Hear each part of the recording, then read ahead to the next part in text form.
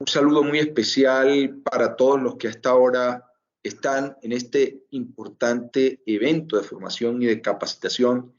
que lidera la rama judicial, la Escuela Judicial Rodrigo Lara Bonilla y el Consejo de Estado y demás integrantes de la jurisdicción contenciosa administrativa frente a las reformas del Código de Procedimiento Administrativo y de lo Contencioso Administrativo, CEPACA, incluidas por la Ley 2080 del año 2021, y por supuesto en algunas dinámicas relacionadas con los distintos procesos que se surten ante la jurisdicción contenciosa administrativa.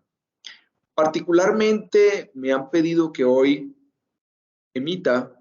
algunas opiniones y disertaciones en torno al régimen de inembargabilidad de los bienes del Estado, que no es un asunto sencillo, sino que es un asunto crucial y fundamental al interior de esa gran herramienta con la que cuenta el ciudadano, la que cuenta la misma administración pública, para que de manera coactiva la jurisdicción de lo contencioso administrativo pueda ordenar el cumplimiento inmediato de las decisiones judiciales y de otros títulos, siempre y cuando reúna el carácter de títulos ejecutivos. Es una competencia valiosa, una competencia importante que tiene la jurisdicción de lo contencioso administrativo a partir de la entrada en vigencia de la Ley 80 de 1993, luego con algunas reformas que se hicieron con las leyes 446 del año 98, 678 del año 2001 y posteriormente con la Ley 1437 del año 2011, modificada a su vez por algunas disposiciones del Código General Disciplinario, la Ley 1564 del año 2012 y recientemente por la Ley 2080 del año 2021. El régimen de inembargabilidad de los bienes del Estado sí que ha sido un aspecto problemático y sensible al interior de la jurisdicción de lo contencioso administrativo. Y lo ha sido en gran parte porque solamente a través de las medidas cautelares es que se asegura en gran medida que el titular de un crédito estatal pueda lograr el cumplimiento de la obligación. Cuando los particulares o cuando la administración pública, pese a que han transcurrido los términos para que esas obligaciones sean exigibles, no se atiene a cumplir con la prestación, que puede ser de hacer, de no hacer o de dar, o incluso de pagar una obligación que coste en o que esté integrada por una suma económica. El régimen de inembargabilidad de los bienes del Estado es un asunto que se encuentra disperso en el régimen normativo.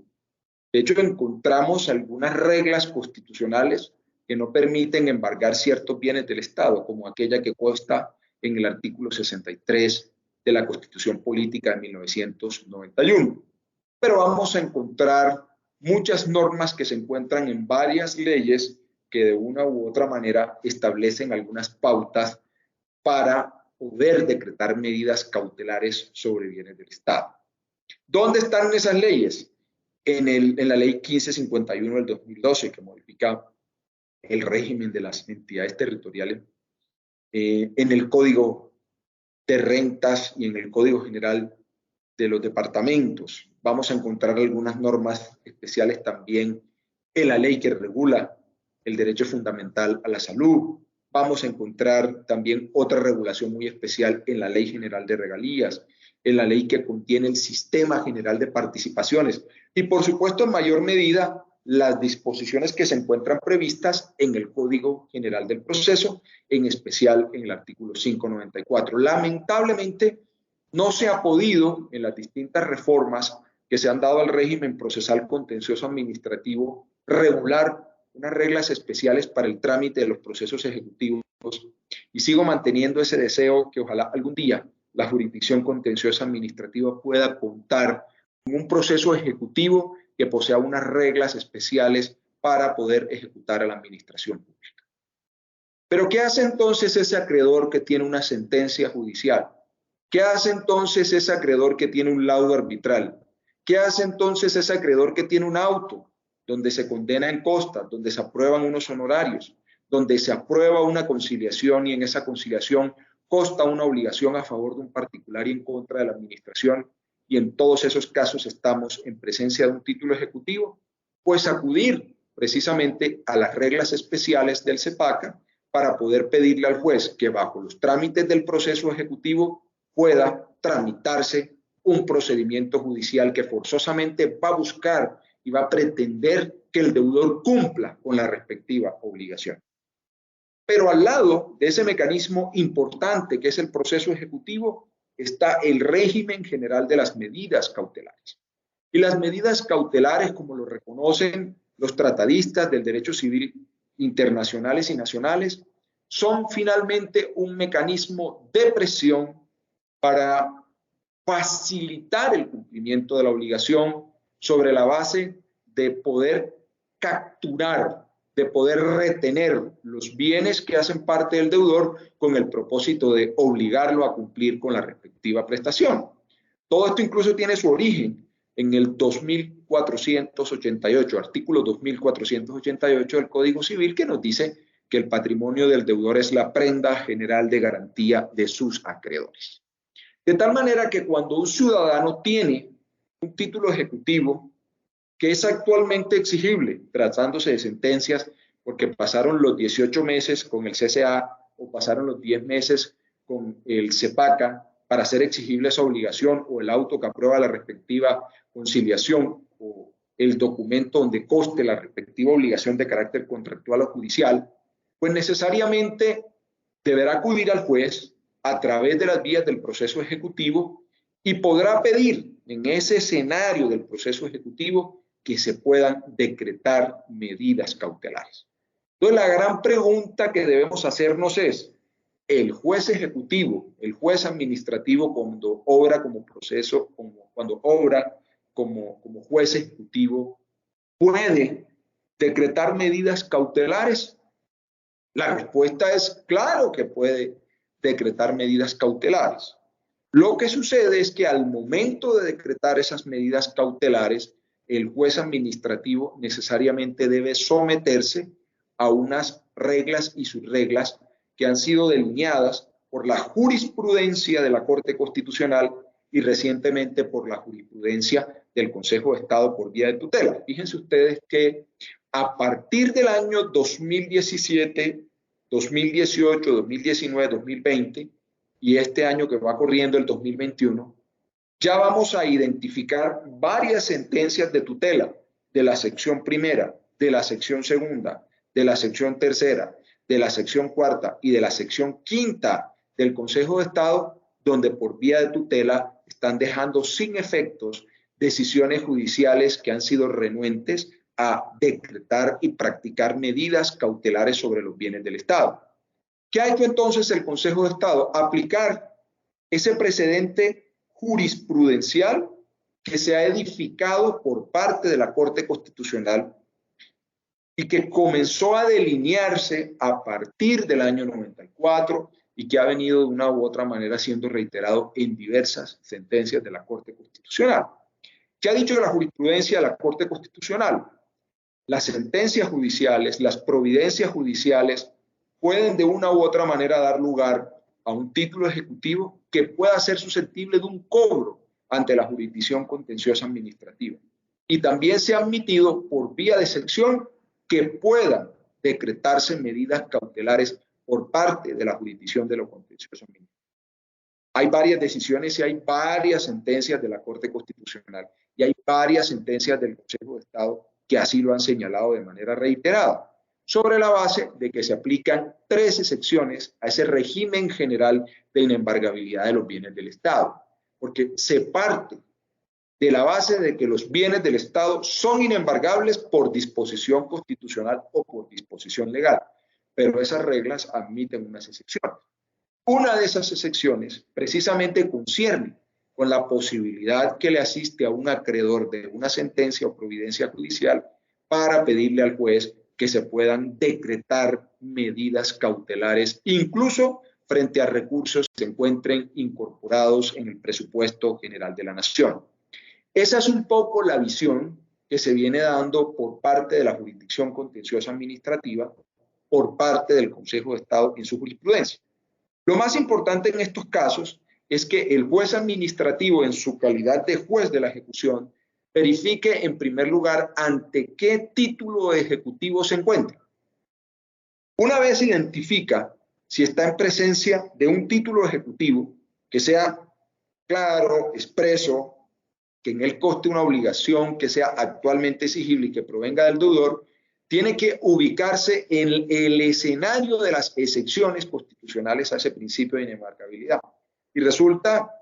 que las sentencias son una de esas excepciones que han sido explicadas y desarrolladas con mucho tino por la jurisprudencia constitucional y que han permitido que el juez administrativo pueda excepcionalmente decretar medidas cautelares. De la misma manera, tiene que colocarse, una vez hace ese análisis y una vez identifica la excepción, tiene que identificarse en un aspecto que es fundamental y es verificar que las condiciones formales y las condiciones de fondo de ese título ejecutivo se cumplen. Ahora bien, ¿qué ha hecho entonces el Consejo de Estado por vía de tutela al momento de referirse a este aspecto? Reconocer las mismas excepciones que han sido desarrolladas por la jurisprudencia de la Corte Constitucional. Es más, estamos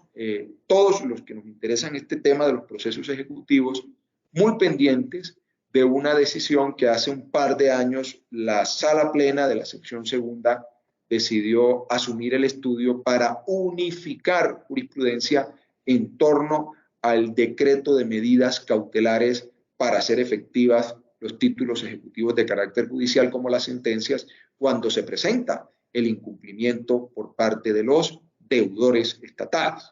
Muy importante y ojalá esa providencia pueda ser próximamente emitida por el Pleno de la Sección Segunda para poder aclarar esta problemática que asalta día a día muchas preocupaciones en los operadores judiciales y por supuesto en los ciudadanos o en la misma administración cuando es acreedora de una obligación estatal.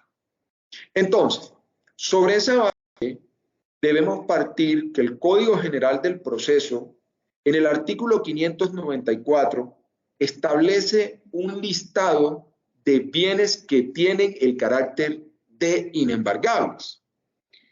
De manera similar a como existía en su momento en el anterior Código de Procedimiento Civil. Pero lógicamente no podemos perder de vista que hay recursos que por disposición de ese Código General del Proceso son embargables. Hay un porcentaje de las rentas brutas de las entidades territoriales que son embargables por disposición del mismo artículo 594 del Código General del Proceso. Hay otras rentas para el caso de las entidades territoriales municipios que también son embargables, pero sobre la base de que efectivamente sean transferencias que le giren por parte del sector nacional. Ahora, muy importante que no perdamos de vista dos normas especiales que están incluidas en la Ley 1551 del año 2012. Una que establece en el artículo 47 el carácter obligatorio y perentorio de tener que agotar la conciliación como requisito previo para poder demandar en sede ejecutiva a una entidad que tenga el carácter de municipio o distrito. De hecho, ese requisito de procedibilidad quedó expresamente regulado en el CEPACA. La Ley 2080 del año 2021 estableció con absoluta claridad que tratándose de procesos ejecutivos que se surtieran en contra de los municipios, era indispensable tramitar previamente o agotar previamente esa fase de conciliación. Eso por un lado. Por el otro, también la Ley 1551 prevé otro beneficio a favor de los municipios. Por un lado, establece que los impuestos que reciban los municipios no podrán ser embargados o no podrán ser afectados con medidas cautelares, sino luego de que hayan sido declarados y pagados por los responsables de ese impuesto. Ojo con esto. Antes de la Ley 1551 y antes de lo que está ya previsto actualmente en el régimen general de inembargabilidad de los bienes, usted como acreedor del Estado podía Por ejemplo, embargar los recursos de la sobretasa a la gasolina, que es un tributo de los municipios, y simplemente usted enlistaba a la estación de servicio del municipio que recaudaba el impuesto y usted le pedía al juez que embargara esos recursos. Los recursos nunca entraban al municipio y el responsable de retener ese impuesto, de recibirlo, de declararlo y luego pagarlo, simplemente ponía los recursos directamente a disposición del acreedor, y en este caso a disposición del juzgado o del tribunal que decretaba la respectiva medida cautelar. Con la ley 1551 el asunto cambió, porque allí se estableció con suma claridad que efectivamente esos recursos ya no podían ser objeto de medidas cautelares si antes no habían sido declaradas o pagadas por el responsable ante la respectiva entidad territorial. Y esa misma norma también establece una previsión especial que todos deben tener muy presente. No se puede decretar medidas cautelares en contra de los municipios, sino hasta tanto la correspondiente sentencia ejecutiva que se dicta al interior del proceso ejecutivo no se encuentre en firme. ¿Dónde se encuentra esa previsión?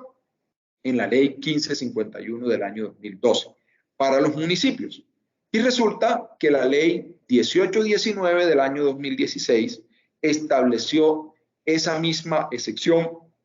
para los departamentos. ¿Cuál es esa excepción? No se pueden decretar medidas cautelares en contra de los departamentos frente a los recursos que ellos perciben a título de impuestos, sino luego de que hayan sido declarados y pagados por los responsables del respectivo tributo. Volviendo entonces al tema el que nos estamos ocupando relacionado con las medidas cautelares, tenemos que señalar también que el artículo 594 del Código General del Proceso establece un procedimiento especial para poder decretar, practicar y hacer efectivas las respectivas medidas cautelares. El asunto termina siendo realmente difícil y problemático para los jueces administrativos. ¿Por qué resulta difícil y problemático para los jueces administrativos? Porque necesariamente el embargo de sumas de dineros que tengan las entidades territoriales o las entidades públicas en cuentas bancarias o en general productos que tengan en entidades financieras, necesariamente tienen que pasar por un control que de una u otra manera la ejercen los gerentes de las respectivas entidades, quienes a la luz de lo que prevé el artículo 594 del Código General del Proceso, que es la ley 1564 del año 2012, efectivamente le dan la potestad a ese representante de esa entidad destinataria de la medida cautelar de poder oponerse a la práctica de la medida cautelar, alegando, por supuesto, que los recursos sobre los cuales se pretende decretar la respectiva medida son recursos de naturaleza inembargable. Y la misma ley establece que al juez de la causa, en este caso al juez de la ejecución, le corresponderá, en caso de insistir, indicar cuál es la norma que efectivamente sustenta el decreto de la respectiva medida cautelar. Es un asunto que, por supuesto, se vuelve difícil en la medida en que el juez debe invocar el fundamento normativo para decretar la medida cautelar. Y por un lado vamos a encontrar un capítulo de normas, una serie de disposiciones normativas que están más bien dirigidas es a restringir la posibilidad que tiene el juez para poder decretar medidas cautelares. Por lo que resulta muy importante que los jueces estén pero muy pendientes de lograr efectivamente que esas medidas cautelares no pierdan su razón de ser y no pierdan esa finalidad tan importante que tienen al interior de los procesos ejecutivos. De este modo, entonces, vemos que la jurisprudencia de la Corte Constitucional y la jurisprudencia del Consejo de Estado cada vez más buscan la forma de aclarar cuál debe ser el tratamiento que los jueces administrativos le tienen que dar al régimen de inembargabilidad de los bienes del Estado. Para lo cual, repito, recomiendo que la justicia administrativa pueda optar por un examen integral que le permita precisamente el cumplimiento de las obligaciones que hacen parte de un título ejecutivo y que son absolutamente indispensables para garantizar los derechos de crédito que tiene un acreedor. Siempre sobre la base de lograr un acceso real y efectivo a la administración de justicia. Una sentencia judicial es un título ejecutivo que tiene un valor especial, porque es un título ejecutivo que en la mayoría de los casos está precedido de una controversia, donde el Estado ha tenido la oportunidad de ejercer su defensa, donde el Estado ha tenido la oportunidad de controvertir los hechos y las pretensiones que hacen parte de una demanda. Y luego de que efectivamente se evacúa ese proceso judicial, es cuando resulta fundamental esa decisión del juez que define el conflicto y que muchas de esas oportunidades genera entonces la existencia de una obligación a cargo del Estado que, por supuesto, merece toda la protección del ordenamiento jurídico. Y es en virtud precisamente de ese carácter que emana del título ejecutivo que la misma legislación procesal, tanto en el Código de Procedimiento Civil como el Código General del Proceso, restringe la posibilidad de cuestionarlo por la vía de las excepciones a unas cuantas y pocas excepciones, como la prescripción, por ejemplo, con el propósito precisamente de dotar de mayor valor ese título ejecutivo que viene creado por el juez. Por eso, en gran medida, es que tanto la jurisprudencia de la Corte Constitucional como la jurisprudencia del Consejo de Estado han permitido hoy en día de manera pacífica que el juez administrativo, cuando conoce un proceso ejecutivo, pueda decretar medidas cautelares en contra de los bienes del Estado. Lógicamente, hay recursos que definitivamente por disposición de la ley son inembargables. Tal es el caso de los recursos de la salud.